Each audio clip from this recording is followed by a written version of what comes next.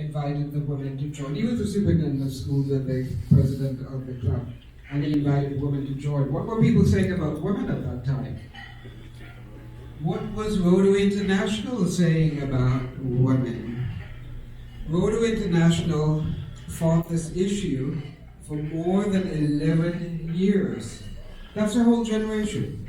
Can you imagine somebody who was 5 when it started, was 16 by the time it was over? Why do people year after year after year fight the issue? What is it they're really saying? I thought a lot about that, and I would love to know, and I don't know anybody. Ed John's gone, he's not here. I don't know anybody who was there when the conversation was going on about why women couldn't join Rotary. So when I was a child, when I was a kid, long time ago, see, I mean, a couple of you can probably relate to that. Girls and women wore hats to church, remember that? Yes. They wore hats to church, and men removed their hats in the presence of women. Indoors or on the street, wherever. They said men doffed their hats. We don't even use that word anymore. I don't think it's in the dictionary anymore. We don't doff anything. So we don't even use the word. But men kind of deferred to women. Women were, I guess, the weaker sex. They gave up their seats on the bus, they opened doors for them and all of that. They had to receive deference. But what were we really saying about women? They were the caregivers, the home folks, the ones who cleaned, the ones who went to work and came home and took care of stuff, the ones we kowtowed towards and all this stuff. How many of you were members of Rotary 30 years ago? A few of you. You remember? How many of you, before they talked about this program, knew there was a time when women couldn't be Rotarians? How many of you didn't know there was a time when women couldn't be Rotarians? Oh, everybody, you've heard this story. Elaine's probably told you all this story, so you guys know. Okay, so I knew there was a time because I was working in Duarte with the superintendent of schools, and I was invited by the superintendent to join Rotary. Another principal and I, two principals, were invited, and the journalist and the school psychologist. But what I knew about Rotary then could have been loosely written on the head of a pin. True of most people who come into Rotary. Rotary, what is Rotary? Never heard about Rotary. I knew about Kiwanis. Do you know what Kiwanis means?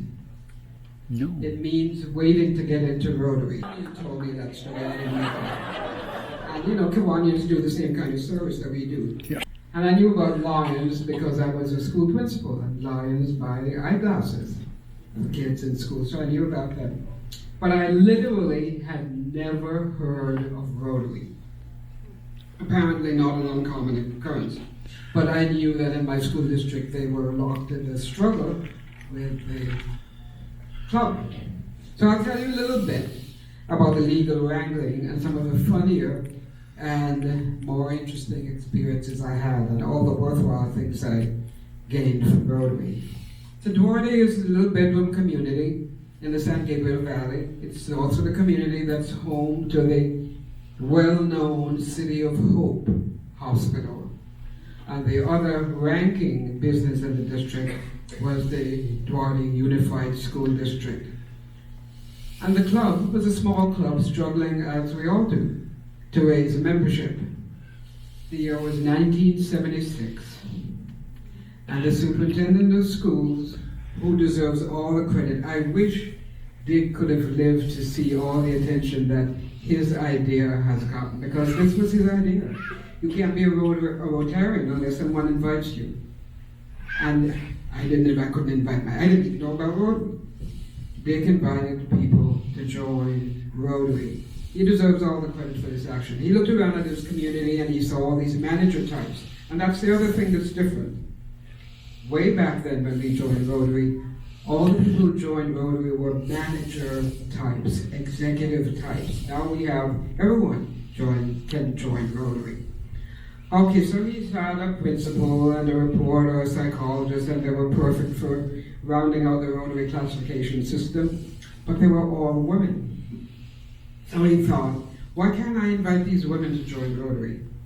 he called the district governor, he called the elite in his district, and he said, I have a plan. I know how to raise members. I want to invite these women to join Rotary. And he asked what he thought. And the district governor, and I won't tell you his name, but you can look him up. He didn't pass the 4-way test. Okay? The district governor said, go ahead, but when you send their names into Rotary International, just use their initials. No first names. Just use their initials. And so he did. Now that action was designed to deceive, was it not? Yes. So that action was also not without its dissenters. One member of the club resigned, and we immediately put out a call for a classification that was missing. The classification was undertaker. But he could literally see the death of the club, and he was not wrong. And he didn't want any part of it. However, the women entered wholeheartedly into the spirit and the work of Rotary. You know, they held yard sales, they made snow cones for the city picnic, had breakfast with Santa Claus and breakfast with the Easter Bunny, made Thanksgiving baskets for needy families, made dinner for cancer survivors, all the things Rotary clubs do. But also got busy planning their first event, which was the 25th anniversary of the club. The celebration was set, and everything was in place, and the international representatives were there. You know, Rotary International always sends representatives to help you celebrate these milestone achievements. So, at the celebration, the Rotary women were introduced to the palpable consternation of the people from International. What do you mean? We're the women. We don't have women in Rotary. All the buzz was obvious. So the representative returned to Evanston. They waited till the party was over. They went back to Evanston and they reported, can you imagine there's a little renegade club in Duarte that has women in the club. And headquarters didn't waste any time in sending a message to Duarte, I won't say the Rotary Club, sending a message to Duarte saying, women are not allowed in Rotary. The women need to be asked to leave. And if they don't leave, you need to stop calling yourself a Rotary Club. Boom, boom, boom, just like that. Well, the club took a vote, and they decided they would not ask the women to leave. Instead, they would appeal to the board of directors. But they were told only real Rotary clubs can appeal to the board of directors. This is not zero. It's the board of directors. And if you have women in your club, you're not a real Rotary club, so forget it. So the club decided it would appeal to the Council of Legislation, which was meeting that year in Tokyo. And so one member was chosen to take the issue to Tokyo. It was an interesting situation, however, because when the issue came up for consideration, it wasn't, do you think we should change the bylaws and have women in Rotary, but it was whether the Rotary Club of Duarte had violated International's bylaws by including women as members. That was the issue. And of course, the vote against it was 1,000 to 34. There were actually 34 delegates who were sympathetic to that issue. And I met one of them when the conference was held in Calgary. Any of you went to Calgary? I was in Calgary, and I was on a train riding to the convention center, and sitting across from me, you know, train seats face each other, were this wonderful-looking man and his wife. And you know, you read each other's name tags, and they were reading my name tags, and the gentleman said to me, "Are you from the club that invited women to join Rotary?" And I said, "Yeah." And here we are. And he said, "You know, I was at the Council of Legislation in Tokyo, and I voted to have women in Rotary." That wasn't the issue, but that's what he voted for. I voted to have women in Rotary because I always thought they should be there. And his sweet wife sitting next to him said, "I didn't think so then, and I don't think so now." And I said, "Why?" And she said, "Because we have our men going out to Rotary meetings at night, and when they're going out to meetings with women, who knows what's going on?" So see, you for all the men here, it's your fault. So in the 1950s, though, in Detroit, this was Sierra, a club in India had put an item on the agenda to change the bylaws about women. And of course, it was voted down and they just went away quietly. They didn't press it. And even more interesting, the first Rotary Constitution did not specify that Rotarians had to be men, just persons of good character. But because those persons at that time were mostly men in the workaday world, it just kind of morphed into men. And so by the time we came along and women were invited, the bylaws did say men. I was in Evanston the other day, and there's a statue of Paul Harris. For those of you who've been there, there's a statue of Paul Harris in a little room devoted to him. And I looked at a life-size statue, and I looked at him and I said, "Would you have voted against women?" And he didn't say a word. Anyhow, Jack Davis, who was the president of Rotary International at the time, said, "The unity of Rotary International was jeopardized by the unilateral move of the Duarte Club." And so they sent and they took the charter of the club. They came to a meeting one morning and they said, "You have to surrender your charter." And so we gave up our charter.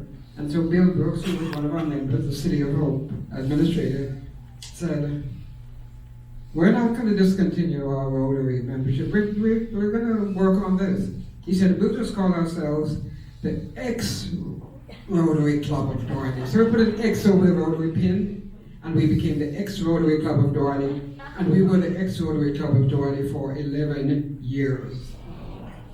So a Rotarian from a neighboring club, Sanford Smith from the Arcadia Club, said, "I think we can take this case to the courts."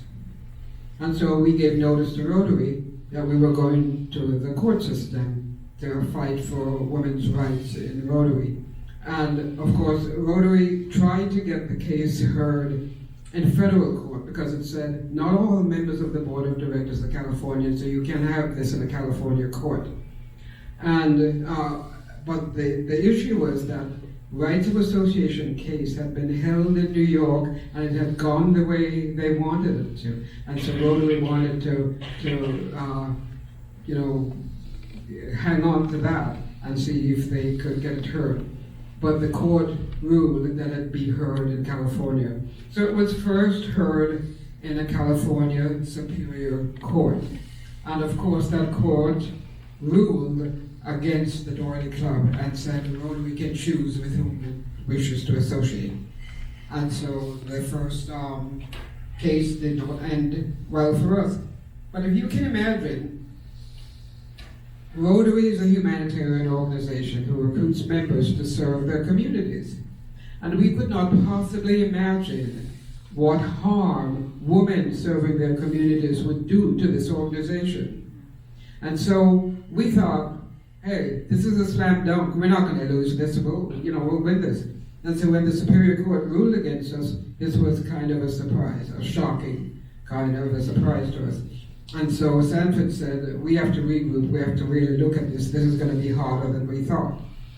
And so they looked at a law that we have in California, that a lot of states have, that you probably have right here. It's the law that says, in public accommodations, you cannot discriminate for race, gender, or any other reason. And our law was the Unruh Act that said you can't discriminate. And this is a public accommodation we made in public places. It was a fellowship issue for people who worked in different homes. In fact, at that time, 80% of the Rotarians had their dues paid by their employers. And so using the Unruh Act as the resource, Sanford took this to the appellate court. And the appellate court immediately reversed the Superior Court's ruling because on the basis of the Unruh Act. Rotary International said, no. We'll appeal this. We'll appeal this to the California Supreme Court. Remember this went to Superior Court, Appellate Court, and Rotary said, no, we'll appeal to the California Supreme Court. And so they did. But the California Supreme Court refused to hear the case, which essentially was affirming the lower court's ruling. And so the Rotary clubs, only the Rotary clubs in California, remember this is the California appellate court, were told that they had to admit women. So this is when it really got interesting, because this is the year that I was coming in as president. And you know, before women came into Rotary, you may believe and acknowledge, I'm sure, things changed very slowly. And so, you know, they're getting ready for pets, and there's a woman they have to invite to pets. So are they going to go out there and get new stationery? No. They invited me and they said, be sure and bring your coat and tie because directory pictures will be taken. So I was invited to pets with all the other men who were in our California district. I took my coat and tie, and I was the only woman at that meeting with 290 men. Men were wonderful. They were great, they were friendly, they were interested in what we were doing, and they wanted to know how we got this far. 290 men and one woman. But the nicest thing about that was that during restroom breaks, I don't even have to tell you that story, you can figure it out, right? Long lines outside the men's restroom, and nobody outside the women's restroom. And I could just kind of sashay past and all that. Anyway, this is 30 years ago. I could sashay. I could sashay past and run to the ladies' restroom. There wasn't even one female speaker at that pet, not even one female speaker. But most of the men were really very friendly. So at the section on Rotary International, I heard our incoming governor discuss the case and tell us that Rotary International will appeal to the United States Supreme Court. And we have every reason to believe we will win. I couldn't believe this. I couldn't believe, I mean, I'm an educator, I'm sitting. I know the, Board of Education in Topeka, I know Wade versus Roe. These are, rightly so, Superior Court cases. But a woman working in a service club, how does that get to be a Supreme Court case? And I thought, they will never hear this. But what I was losing sight of, the important thing I was losing sight of, because it was not our issue, was that it was a civil rights issue. It was a civil rights issue that had to do with gender discrimination. And that we just didn't even acknowledge that, because that was not, we didn't want women to join Rotary because that's all right and we should. We wanted to do all the stuff we were all doing now as women in Rotary. So I didn't think that in 1987 somebody would be appealing a case about women's membership in a service club. And my private opinion was that it would not be heard. But RI did appeal, as one of its attorneys very commonly put it. They're forcing us to take everyone in just like a motel. So RI's argument was that the ruling violated their First Amendment rights of association. And the Supreme Court did take the case. And in short order, 4 months, that's all it took. On May the 4th, 1987, the court found that considering the size, purpose, selectivity, and exclusivity of Rotary's membership, the relationship among the club's members was not of the intimate or private variety which warrants First Amendment protection. That was the court's language. So writing for the unanimous court, Sandra Day O'Connor didn't vote because her husband was a Rotarian, and that would have been a big issue. Justice Powell argued that many of Rotary's activities, including their meetings, are conducted in the presence of strangers, and because women members would not prevent the club from carrying out its purposes, there was no violation of associational rights. Furthermore, he said, and this was the biggest piece of the deal, furthermore, he said, even if there were a slight encroachment on the rights of Rotarians to associate, that minimal infringement would be justified since it serves the state's compelling interest in ending sexual discrimination. And that was the order. And there it was. And the decision is now incumbent on all USA clubs. This is the United States Supreme Court for which Rotary International has a lot of respect. So I was driving to my job as principal when the news came over the airways. And you can imagine this is announced in New York City. You know, they're 3 hours ahead of where we are. And I'm driving to school for 8 o'clock morning school. I'm on the freeway and I hear the news, and nobody expected it. It came so quickly. And I couldn't believe it. You know, I'm looking to people in that car next door know that I'm a Rotarian, you know. So I arrived at school some 20 minutes later, and by the time I got there, all the media in the world were on my doorstep. So were all the kids, wondering what all the cameras were about, what's going on. And of course, our superintendent, who was a smart person, he was a person who invited women, said, you guys need to leave your schools and come to the district office. So Mary Lou Elliott was the first woman who was invited. Mary Lou Elliott was a principal, a neighboring principal. She and I went to the district office to be interviewed by Warren Olney. Some of you may remember Warren Olney. He interviews now for NPR. He was a CBS newscaster. And he was interviewing for the networks. So he asked a lot of questions, addressed a lot of them to me because I was the incoming president, and that carried the weight in Rotary. And he asked a lot of questions to which I thought I gave studied and intelligent answers. Okay? So near the end of the interview, in fact, we were already on our feet, I was asked how I got selected to be president. Well, what is the standard response in Rotary?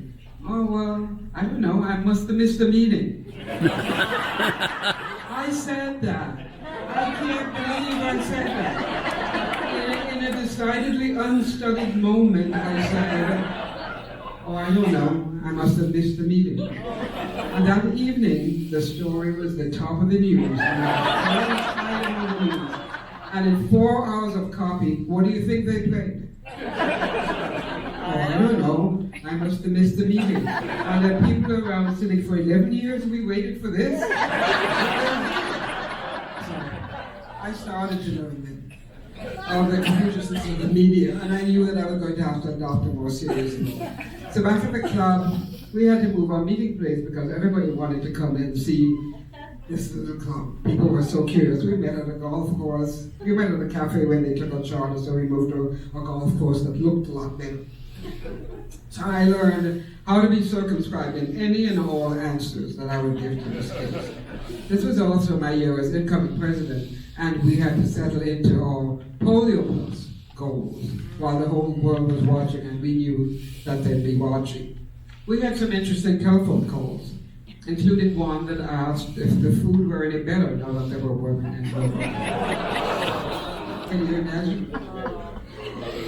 And I said no, because we're not cooking it. Some were decidedly less pleasant. We didn't get a welcome back from Rotary, but we did get a new schedule, which meant we knew that they knew that we were there.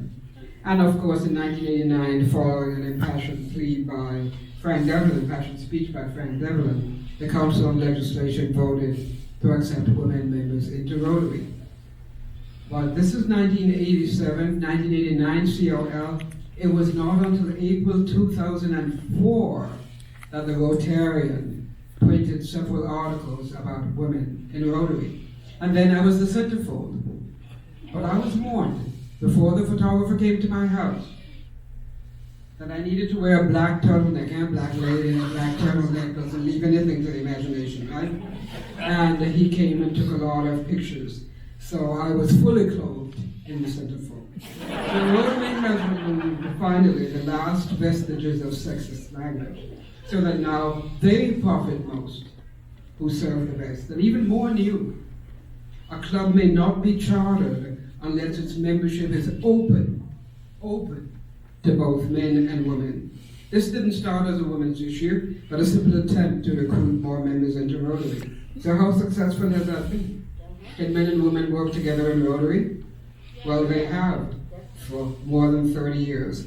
And that was the beginning of my journey through the humanitarian organization that is Rotary, the realization of the opportunity to serve in an ever-shrinking world, the opportunity to meet men and women who can see and articulate a need and a solution, no matter how difficult the way or how meager the resources. President Duarte said, "Women serve alongside men in every segment of life, in education, in medicine, in warehouses and construction. Why not in Rotary?" I was in an incredibly fortunate place when this all happened because it has brought such bounty into my life. Here I am, talking to you guys. I have served my district in many positions, including district governor, and I've had the pleasure of talking to countless clubs, here and overseas, who are all fascinated by this story. And I've made up in many clubs in other countries. In fact, my first makeup internationally was in the Rotary Club of Clapham in London, where I was the first female visitor, and where Queen Elizabeth and I were toasted on the same glass of champagne. So my small club went on to sink water wells, as I told you, in Nigeria, to establish an AIDS clinic in Jamaica, and support an orphanage in Mexico. And then when I went to NIDS in India, I was first introduced to the school that is now being run by Deepa Willingham. Any of you read Half the Sky? An amazing book. I read it when I think I was coming in as maybe 2 years or so before I must have been one of the district governor, ND, all those initials. And he talks about, Christoph talks about women who are victimized throughout the world, including right here in the, oh, you're in Canada. I should say right here in North America. Okay, women. But not only does he talk about the issues, he talks about ways to address the issues. And one of the things that he really hit on, and the title of his book, Women, Half the Sky, comes from the Chinese proverb, "Women hold up half the sky." And he said, education for women will be one of the prime ways to combat some of the victimization that you see. And so I remember talking to our governor at the time and telling him about this and what I wanted to do. And he said, talk to Deepa Willingham, because she was raised in India. She went to Mother Teresa School, and she wants to start a school under a program, Education for Girls, in Piali Junction, just outside of Calcutta. And so I took that on as my governor's project, and the $90,000 that you saw up there is what clubs in my district all put together to raise that year that it was my project. And there's now, I wish I had pictures, but you can go online to paceuniversal.com and look up Piali School and see that beautiful 4-story state-of-the-art building with computer labs, science labs, hot and cold running water for girls who've never been in a bathroom before, who had to be taught how to use a bathroom, a toilet with hot and cold running water and sinks. And that school now has probably about 200 students that go from kindergarten through grade 9. They're doing really well in their senior Cambridge school certificate exams. And that's the school that I support continuously. When I talk to clubs like you and you say, do you have an honorarium? I don't have an honorarium. How can I charge you to talk to you? But I can always ask you to contribute to the school, and that's what I do when I talk to clubs. So, you know, when you go to the NIDS campaign, there's very little that compares with the experience you have when you put drops in that little child's mouth and you know you're going to save him from getting polio, the dread disease. So all of these activities are done with the help of the Rotary Foundation. And that, of course, provides a backbone of the humanitarian work that we do. And I could talk to you forever on things that you can do to support the foundation. One of the things I always try to tell clubs when I talk to them is, talk about Rotary, tell people about Rotary, invite people to Rotary, wear your pin. Wear your pin all the time. When this conference was in, I think, New Orleans, I remember people asking all the time, because there are lots of Rotarians around all the time, people say, what is Rotary? What is Rotary? What is this Rotary? And everything said Rotary. And there's a little blue card that Rotary puts out called What is Rotary? The elevator speech, you know, and have a little elevator speech. I tell people, when I fly, mostly on airplanes, I fly all the time, mostly on airplanes. If you drop your pin on the floor in front of you ever try to pick up anything off the floor in the airplane? You can't get it. Not unless you're Simone Biles or one of those contortionists. But while you're down there struggling to get your pin, if the person sitting next to you is made of Rotary and stuff, he'll say, "Can I help you? What are you trying to get?" And you say, "Oh, my Rotary pin." And I say, "What's Rotary?" There's your opening. And you get his name and number, and you call somebody who can invite him to Rotary, and you've got your pin back. So wear your pin all the time. And when you go home at night, take it off your clothes and put on your pajamas. Our spouse is going to say, "Why are you wearing a Rotary pin on your pajamas?" And you say, "Because I think it's really important and I should wear it all the time." So you know the next day, that spouse is at work saying, "You won't believe what my wife did last night. She wore a Rotary pin in her pajamas." And they say, "Rotary? What's Rotary?" There you go. You're done.